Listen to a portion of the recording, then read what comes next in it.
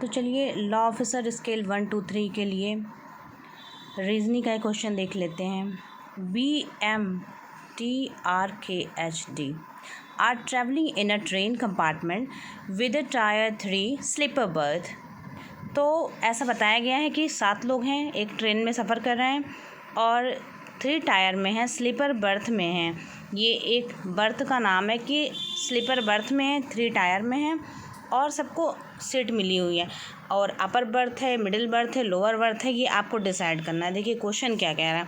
Question ये कह रहा है कि इंजीनियर है, डॉक्टर है, आर्किटेक्ट है, फार्मासिस्ट है, लॉयर है, जर्नलिस्ट है, पैथोलॉजिस्ट है। तो ये आपको क्वेश्चन हल करना है। ये क्वेश्चन मैंने हल कर दिया, मैं इसको अभी एक्सप्लेन कर देती हूँ। दे ऑक्यूपाइड 2 लोअर बर्थ, जिसमें कि 2 लोअर बर्थ के लोग हैं। 2 लोगों को लोअर बर्थ मतलब नीचे की सीट मिली हुई है। 2 occupied lower berth, 3 occupied middle birth. 3 लोगों को मिडिल की बर्थ मिली हुई है। 3 लोगों के बीच की सीटें मिली हैं 2 अपर बर्थ और 2 लोग ऐसे हैं जिन्हें अपर बर्थ मिली हुई है। तो जो कंडीशन कह रहा है उसे हम फटाफट लिख लेते हैं। पहले नोट डाउन कर लेते हैं। पॉजिटिव है, नेगेटिव है, सब हमें लिखना पड़ेगा पहले। तो ये क्वेश्चन है आपका, देख लीजिए ध्यान से। 2 upper B is an engineer is not on the upper berth. तो हमने लिखा है कि बी हम बना लेंगे, एक लाइन ड्रॉ कर लेंगे और लिख देंगे उसमें इंफॉर्मेशन जो भी हमें दी हुई है। तो B is an engineer, just a second,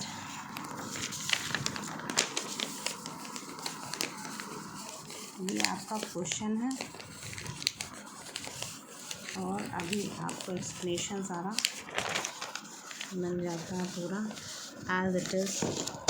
just a second, या ये क्वेश्चन है आपका। B is an engineer is not on the upper berth. तो बी इंजीनियर है जो कि अपर बर्थ में नहीं है। उसके बाद क्या कह रहा है, B is an engineer not on upper. The architect is the only person who occupy the same type of berth as B. तो आर्किटेक्ट एक ऐसा पर्सन है जिसे the architect is the only other person who occupy same type of berth as B. B और architect को same berth मिली हुई है। बी और आर्किटेक्ट को सेम बर्थ मिली हुई है। ठीक है, अभी हमें पता नहीं है तो हम बी लिख लेते हैं और आर्किटेक्ट लिख लेते हैं कहीं भी जहाँ पे हमें सूटेबल मैच हो। और ये इंफॉर्मेशन हम लिख लेते हैं कहीं पे कि आर्किटेक्ट को सेम बर्थ एज बी की तरह मिली हुई है। तो जो आर्किटेक्ट है ये इंफॉर्मेशन हमने साइड में कहीं लिख ली, आर्किटेक्ट को सेम बर्थ बी की तरह मिली हुई है। उसके बाद हमें क्या इंफॉर्मेशन बता रहा है, उसके बाद हमें बता रहा है कि fine BMH and the same type of birth that a BMH are not on the middle birth or BMH are not on the middle birth। BMH हमारे मिडिल बर्थ में नहीं है। BMH तो हम इसको लिख लेंगे कि BMH मिडिल बर्थ में नहीं है, मिडिल बर्थ में नहीं है। क्वेश्चन कह रहा है कि the architect is the only person, other person केवल एक ही ऐसा व्यक्ति है who occupies the same type of berth as B, फिर कॉमा लगा हुआ है, फिर MH are not on the middle birth.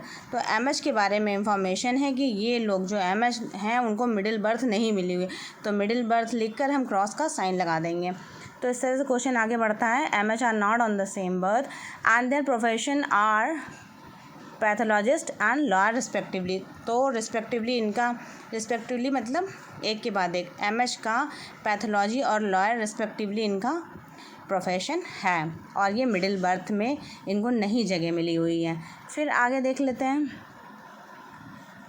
And the profession fine. T is an pharmacist और टी के बारे में लिख लेते हैं फार्मासिस्ट है। किस बर्थ में अभी हमको कोई इन्फॉर्मेशन नहीं, अभी हम पता करेंगे। डी है, डी के बारे में पता नहीं है कि doctor. D is neither a journalist nor an architect. तो डी के बारे में जो नेगेटिव इन्फॉर्मेशन है उस साइड में हम इधर लिख लेते हैं कि क्या पता करना है वो तो हमें बाद में पता चलेगा कि वो डॉक्टर है। आर्किटेक्ट और जर्नलिस्ट नहीं है, क्रॉस का साइन लगा देंगे कि डी जो है आर्किटेक्ट और जर्नलिस्ट नहीं है। फिर उसके बाद क्या नेक्स्ट इंफॉर्मेशन है कि occupy the same type of berth as as that of doctor.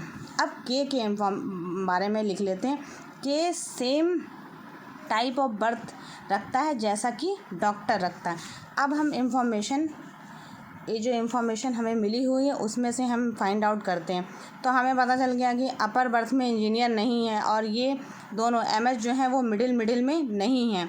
और हमें इन्फॉर्मेशन मिली हुई है कि लोअर बर्थ में 2 लोग हैं और मिडिल बर्थ में 3 लोग हैं, अपर बर्थ में 2 लोग हैं। तो हम ये पता कैसे करेंगे?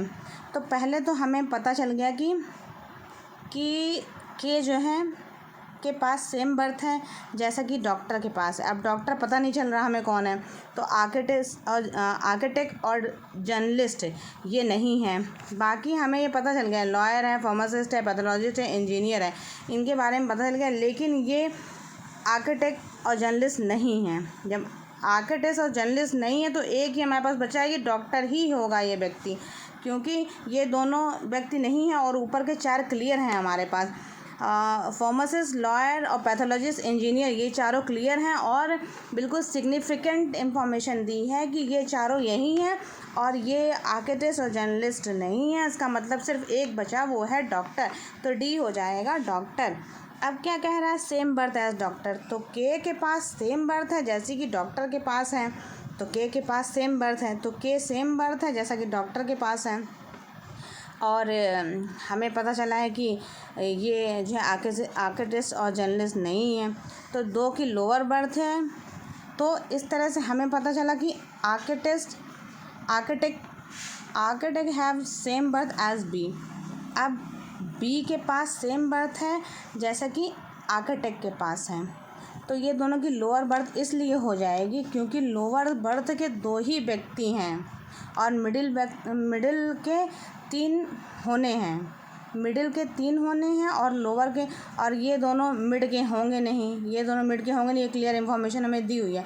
और ये अपर का होगा नहीं, तो लोअर के 2 व्यक्ति हैं और बी की वैसी ही सेम इन्फॉर्मेशन है जैसे कि हमें पता चला है कि आर्किटेक्ट और बी सेम बर्थ में है। तो ये दोनों लोअर बर्थ में इसलिए हो जाएंगे क्योंकि 2 ही बर्थ जो है लोअर बर्थ को दी गई है। अब बचे मिडिल और अपर। अब मिडिल में पैथोलॉजिस्ट और लॉयर आएंगे नहीं, तो ये अपर बर्थ में आएंगे और अपर बर्थ के भी 2 ही व्यक्ति हैं। तो अपर बर्थ का जब ये मिड वाला नहीं होगा तो ये दोनों अपर बर्थ के हो जाएंगे। और जब कह रहा है कि बी और आर्किटेक्ट सेम बर्थ को रख रहे हैं तो ये लोअर बर्थ का हो जाएगा। लोअर बर्थ के भी 2 ही व्यक्ति होने चाहिए, बाकी जितने बचे हैं वो सब मिडिल बर्थ के हो जाएंगे। तो आपको इसमें थोड़ा सा दिमाग लगाना पड़ेगा, जैसे कि आपको पहले कंफर्म करना है कि डॉक्टर कौन है। जब यहाँ पर आर्किटेक्ट और जर्नलिस्ट आपको पता है ये नहीं है, तो इसका मतलब है कि 2 अन्य जो बच्चे हैं वो आर्किटेक्ट और जर्नलिस्ट में से ही कोई होंगे। तो बचा हुआ व्यक्ति डॉक्टर ही होगा श्योरिटी के साथ। तो आई होप आपको ये रीजनिंग का क्वेश्चन जो स्केल 1, 2, 3 लॉ ऑफिसर में प्रीवियस ईयर में पूछा गया है बहुत अच्छे से समझ में आ गया होगा और एक्सप्लेन हो गया होगा। तो इसे कई बार प्रैक्टिस कर लीजिए। Thank you.